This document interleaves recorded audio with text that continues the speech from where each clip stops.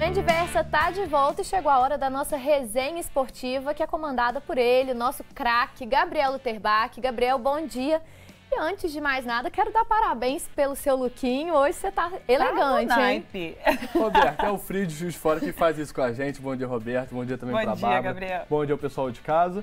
O frio aqui em Juiz de Fora não tá fácil. Hoje vim pra cá, tava doído, né, Roberto? Achei que fosse pra encontrar com a gente, Roberto. Também pro pessoal então de casa, né? A gente fica bonito aí na imagem por conta disso também.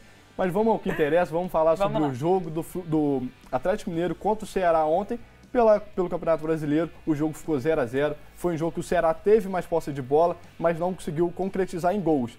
O Atlético Mineiro tentou com chutes de distância, o Hulk tentou uma vez, teve também uma chance com a Arana, então foi um jogo assim meio morno. A gente vai botar aqui alguns lances desse jogo, de melhores momentos, já que não teve gol, infelizmente não teve gol. Então a gente vai separar algumas imagens aqui para mostrar como é que foi um pouquinho sobre esse jogo.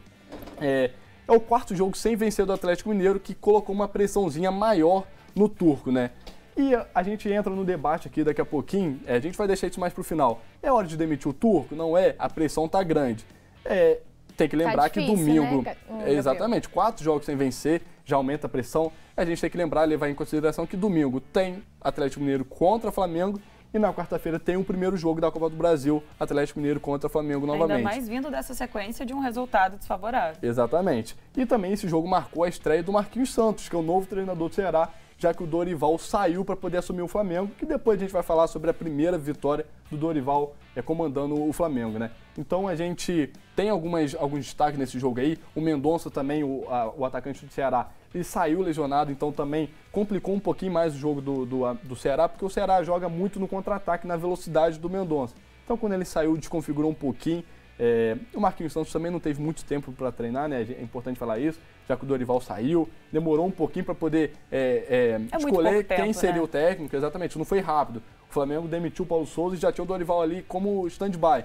O Ceará não. O Ceará escolheu ainda um pouquinho mais o técnico, então o Marquinhos teve menos tempo para treinar. Então a gente não pode nem cobrar muito do Ceará, apesar do Ceará ter jogado bem, porque o Ceará teve mais posse, como a gente já falou aqui no início, mas não conseguiu concretizar em gol. Então falta um pouquinho de entrosamento também, né, meninas? Em compensação, acho que a gente pode cobrar sim do Atlético, né? Porque realmente era o time aí de grande destaque do campeonato e que já tá, né, capengando. E assim, como atleticana que eu sou, eu conheço o time que eu torço, né? Então acho que tá na hora, sim, dos torcedores, né? Realmente, eu acho que apoiar também, mas cobrar uma maior e uma melhor atuação do Galo. Apesar de ainda estar bem na tabela. Tá bem na tabela. Depois a gente vai confirmar a classificação aí, depois a gente vai mostrar que o Atlético ainda tá bem. Acho que é sexto, se eu não me engano. Então, assim, não pode não estar, às vezes, em campo, né? Mostrando o que a gente espera, vencer, mas ali... Vamos entrar nessa resenha aqui, então. Vocês acham que é hora de mudar o técnico? Não é hora? Levando em consideração, claro, esses jogos contra o Flamengo. O que vocês acham? Gabriel, eu entro naquele assunto que a gente conversou no Resenha Esportiva de segunda, né? Eu sou contra essa cultura do imediatismo, né? Em que o técnico, a equipe técnica, de uma forma geral, não tem tempo para trabalhar, né? Começa, às vezes, não demonstrar o resultado que estão esperando, mas, às vezes, a gente consegue ver uma mudança de estrutura, consegue ver um posicionamento diferente do time. Eu já acho que isso é também válido, né? O resultado, ele vai chegar. Mas a gente tem essa cultura e, assim, dá errado, o primeiro alvo é sempre o técnico. Eu acho que a maior prova disso que você falou é o Palmeiras, né? Que deu sequência ao Abel Ferreira e hoje é o time a ser batido no Campeonato Brasileiro. Excelente exemplo. Eu acho que é a prova disso, assim, a prova de que quando você dá tempo ao tempo, o resultado ele vem. E você, Roberto, como atleticano aí, o que você acha? Não consigo opinar, mas eu acho que vai ser assim. Eu vou conseguir ter essa opinião depois dos jogos com o Flamengo, porque eu acho que vai ser um jogaço, seja no Campeonato Brasileiro, seja, né, na Copa do Brasil. Então, assim, realmente, depois dessa sequência de jogos com o Flamengo, que eu acho que é um grande rival, aí depois eu opino. Vamos falar então do rival do Atlético Mineiro, que é o Flamengo. Ontem o Flamengo venceu por 2 a 0 contra o Cuiabá. Primeira vitória do Dorival aí nesse retorno ao Flamengo. Gol marcado pelo Ayrton Lucas, que a gente vai ver que foi um gol bonito, ó. Tirou um, vai tirar mais um. Chutou ou não chutou, fica a dúvida aí. Ele falou que foi de propósito, então fica essa dúvida aí se foi ou não foi. Golaço. E agora esse gol também foi bem bacana, porque mostrou o João Gomes aí na luta, desarmou o Arrascaeta, que faz muita falta, né? Faz muita diferença no Flamengo, que achou o Gabigol. Hoje, para mim, o Arrascaeta é o principal jogador do Flamengo. Achou o Gabigol aí, o Gabigol também desencantou. E esse jogo foi muito importante porque interrompeu uma série de 3 jogos sem vitória do Flamengo. Então, tira a nhaca, que a gente fala assim no futebol, né? Tirou a nhaca aí do Flamengo. Então, o Flamengo, que não jogou muito bem também, é importante a gente falar isso. O Flamengo teve 16 finalizações. De 16, apenas 2 entraram. Lógico, saiu com o resultado durante o jogo. O segundo gol do Gabigol foi aos 33 minutos. Durante o jogo, os torcedores estavam até falando, não acredito que vai ser apenas 1-0. Até porque o Cuiabá, a gente sabe, né, é muito abaixo tecnicamente do Flamengo. Então esperava uma atuação melhor do Flamengo. Mas é importante, o Dorival está dando chance ao Diego, por exemplo, de se restabelecer no Flamengo, talvez voltar. Também foi impactado um pouquinho sobre a lesão do Bruno Henrique, que parece que preocupa um pouquinho. Parece que foi sério. Exatamente. O Vitinho já não entrou no mesmo nível do Bruno Henrique, já não foi tão bem assim. O Davi Luiz também teve uma contusão ali que saiu. Então, foi um Flamengo também um pouquinho que foi mexendo no jogo, né? E o Dorival também ainda, como não teve muito tempo para treinar, não foi uma partida tão ok. E eu acho que para esse resultado, teve uma coisa que foi muito importante, que foi o gol do Ayrton Lucas aos 5 minutos do primeiro tempo. Então isso também deu uma tranquilizada nos torcedores, porque imagina, segundo tempo, ainda sem gol, os torcedores iam cobrar, ia ter aquela pressão da torcida. Então eu acho que esse gol, o jogo, logo no início da partida, deu uma tranquilidade assim, para o Flamengo sair com a vitória. Os flamenguistas estão confiantes. Eu não vou pedir para mostrar, mas você que acompanha o Manhã Diversa, a maioria dos nossos cinegrafistas são flamenguistas. Eles estão aqui atrás, ó, numa alegria. Rogério tá até vestindo aí a camisa do Flamengo, então acho que esse jogo foi importante. Saudações rubro-negras. Porque os flamenguistas estão rindo à toa, mas eu acho que... E a diretora também, mas vocês aproveitem, tá? Que o Galo tá chegando aí. Eu tentei fazer a plena, mas não tem como. Rogério com o manto aí do Flamengo. Maravilhoso, Rogério. Então, e Gabriel, eles eu acho são que felizes, né? Isso que importa. E eu acho que nesse encontro, né, que a gente está falando do Atlético com o Flamengo, a matemática ali, vamos pensar o seguinte, o Atlético vai estar no Mineirão. Então ele tem esse fator aí, né, que é muito favorável, e o Flamengo vem dessa vitória, né? Então eu acho que ali a gente pode esperar tudo. Vem o Atlético com a força de estar em casa e tem o Flamengo com uma sequência favorável. É bom que segunda-feira a gente atualize todo mundo esse jogão aí do fim de semana, que com certeza vai prometer. E também um jogo que teve ontem no Campeonato Brasileiro, outro jogo entre Mineiro e Carioca, que a gente está falando aí do Atlético Mineiro e Flamengo.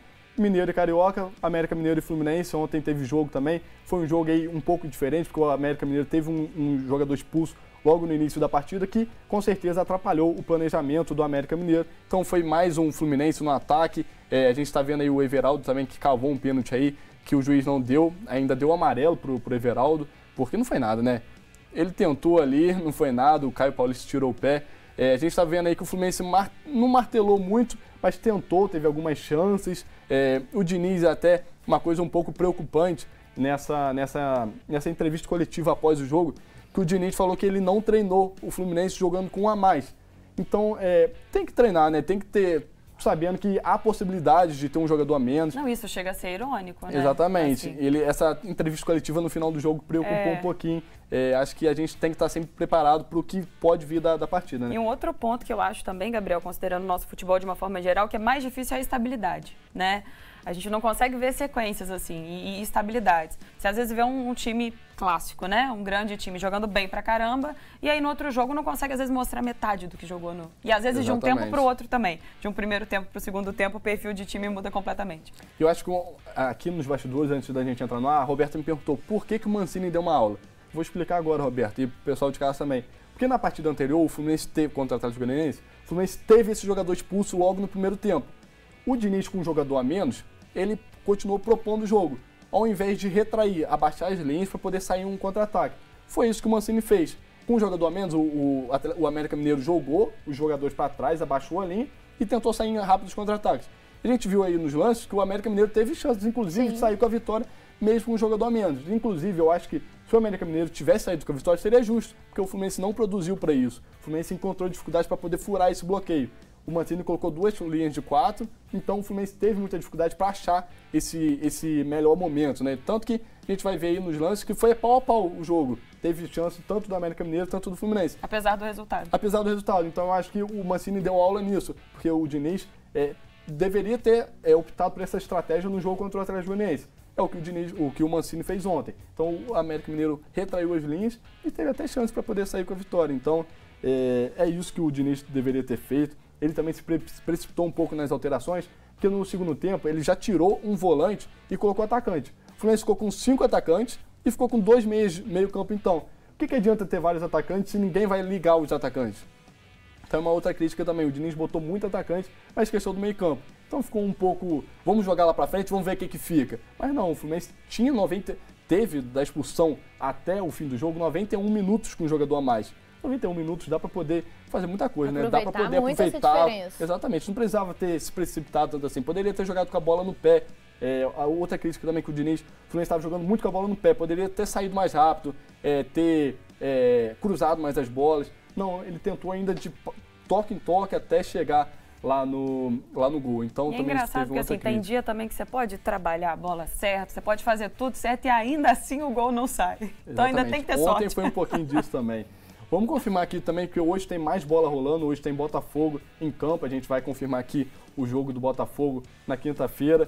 O Botafogo que está hoje na zona do rebaixamento com a combinação dos resultados, então é um jogo importantíssimo para o Botafogo, ainda mais sobre a pressão que teve nessa semana, né? Os torcedores que invadiram o CT, então o Botafogo também tem esse jogo aí, uma pressão, a gente falou da pressão no Atlético Mineiro, o Botafogo também está pressionado. Então é um jogo bem bacana para curtir no feriado, 4 horas da tarde contra o São Paulo. Em casa, né? Em casa, Tomara no Engenhão. Que dê certo. Aproveitando o feriado, a gente deve ter um Engenhão cheio aí, então é um jogo bem bacana também para ficar ligado, né? Para ver como é que o Botafogo vai lidar também após essa pressão, né? Após os torcedores terem invadido o CT. Como é que os jogadores vão fazer? Como é que vai ser? E essa questão da invasão do CT entra na nossa resenha de segunda também, que a gente falava sobre violência, né? Então, assim, diante de um cenário que não está te agradando, igual criança rabugenta, você vai lá no CT do seu time, desestabiliza, né? A equipe está lá se preparando, se recuperando, quando a situação também não está fácil, e vai reclamar. A gente sabe que o caminho não é esse. E é o tipo de notícia que, obviamente, a gente nunca quer dar, né? Exatamente. Mas que precisa dar exatamente para ver se acaba. Né? Exatamente. Vamos ver como é que ficou toda essa bagunça, então, aí, a classificação da Série A. Lembrando que ainda faltam esses jogos, hoje ainda tem o Palmeiras, tem o Botafogo contra o São Paulo, então a 12ª rodada ainda não finalizou. A gente está vendo aí, o Palmeiras com um jogo a menos, é o líder do campeonato, exatamente. O Palmeiras é o líder do campeonato. O São Paulo aí que vai jogar contra o Botafogo é importante, ó. Tá em quinto lugar com 18 pontos. Se vencer, pula pro G4. Então é um jogo bem importante também pro São Paulo. A gente também tem outros destaques aí. Olha o Botafogo lá na zona do rebaixamento, como a gente falou. Então, muito importante. Eu acho que um outro destaque também que a gente pode falar é o Fortaleza, né? O Fortaleza não tem time para estar na última posição com 7 pontos. É um time que ainda não conseguiu engrenar e precisa dar resposta, né? Porque a gente já tá na 12ª rodada. Então tá ficando tarde aí para poder engrenar, né? E vamos dar o destaque aqui também. O Flamengo, né, que pulou com essa vitória, pulou para 9º lugar, já passou o Fluminense, então nesse duelo aí entre os cariocas, o Flamengo com a vitória já passou aí, está em 9º lugar. Então é um pouquinho aí do destaque desse Campeonato Brasileiro da Série A. Vamos falar rapidamente sobre a Série B, que hoje também tem jogo do Cruzeiro pela Série B, a gente também separou uma artezinha aí. Também tem jogo do Novo Horizontino contra o Tombense na rodada, Londrina contra o Vasco. Então, hoje Cruzeiro e Ponte Preta, às 4 horas da tarde.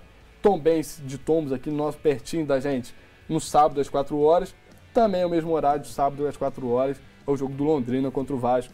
Então a 13ª rodada da Série B também já está engatilhada. E segunda-feira a gente vai trazer todos esses destaques aí. Ou seja, os próximos jogos prometem e segunda a resenha vai estar melhor ainda. Vai estar cheia. Vai estar cheia. Quero ver quem vai estar feliz. Se vai ser eu ou se vai ser Bárbara, Rogério, Neto, entendeu? Porque esse jogo de domingo eu já vou vir promete, trajada, né? assim, trazendo tom sobre tom ali. Imagina a Copa do Brasil, então, como é que vai ser, hein? Nossa Senhora, mas isso é bom demais. Então, muito obrigada pelas atualizações, Gabriel. Obrigada, Gabriel. Então, semana que vem você volta aí com mais informação pra gente. Até segunda-feira. É isso aí. Até e, Gabriel, mas calma lá, porque eu sei que você é fitness. Gabriel vai todo dia certinho na academia. Mas o Arthur não tá te ajudando muito, não, né? Eu né? tento, você vê que eu tento. Você vê meu almoço, eu trago uma saladinha. A saladinha, mas tem sempre a sobremesa. O problema é esse, o Arthur não tá me ajudando. E hoje é mais uma vez, né? Ó, falaram que se eu sou a vegetariana de Taubaté, você é o fitness de Taubaté, entendeu? Porque o Arthur não tá ajudando. E hoje, mas hoje é feriado, então assim, hoje consciência hoje não pode né? pesar, entendeu? E Arthur tá trazendo pé de moça, que vai ser inclusive depois do intervalo a finalização. Então convido você e o pessoal de casa a continuar com a gente, que a gente vai para um rápido intervalo e a gente volta já já.